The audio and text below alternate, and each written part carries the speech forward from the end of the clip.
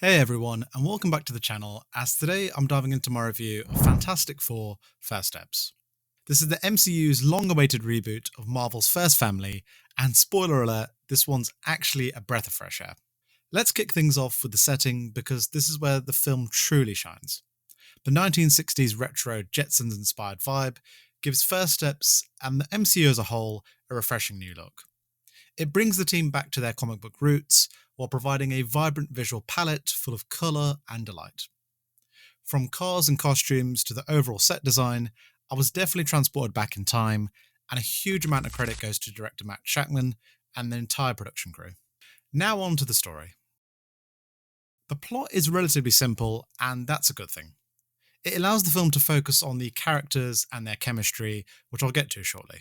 The premise centers on Shalabel, the Silver Surfer, arriving on Earth to warn the Fantastic Four of the impending arrival of Galactus, essentially a cosmic god. The team then ventures into space and confronts Galactus, who offers to spare Earth in exchange for Reed and Sue's son, Franklin. It's a lean and efficient script that cuts straight to the chase, letting the character development and action take center stage. Speaking of which, the cast is fantastic, no pun intended, across the board. Pedro Pascal brings both intellect and vulnerability to Reed Richards, showcasing a version of the character where he's unsure if he will actually save the world. It's refreshing to see Reed not as a know-it-all, but as someone burdened by the weight of responsibility. Vanessa Kirby delivers a standout performance as Sue Storm. She brings emotional warmth, strength, and shares a wonderful chemistry with Pascal. They really carry the heart of the film.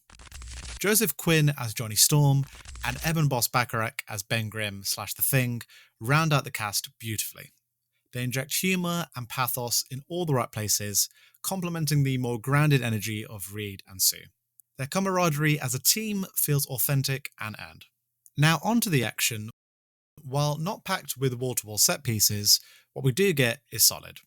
The space chase sequence with the Silver Surfer is a real standout, both visually inventive and high stakes. Then there's the climactic final act, where the team protects Franklin from Galactus, as director Matt Shakman balances cosmic spectacle with emotional resonance. However, if I had to pick a nitpick, the film's runtime is just under 2 hours, and while the pacing is generally tight, it could have benefited from one more major set piece. The space chase does run a bit long, and while it juggles the tension of Sue about to give birth alongside the action, a tighter edit could have allowed space for another thrilling sequence. In short, Fantastic Four First Steps feels like a return to form for Marvel Studios, especially after a string of hit-and-miss entries post-Endgame. The cast is well chosen, the action is confidently directed, and the 1960s setting alone is worth the price of admission. Overall, I'm going to give Fantastic Four First Steps a 7.5 out of 10. But that's just my take, now I want to hear yours. Is this the MCU comeback you've been waiting for, or is it just another forgettable chapter in this franchise? Drop your thoughts in the comments section below, as I always love reading them. Thanks for watching, and as always, I'll see you in the next one.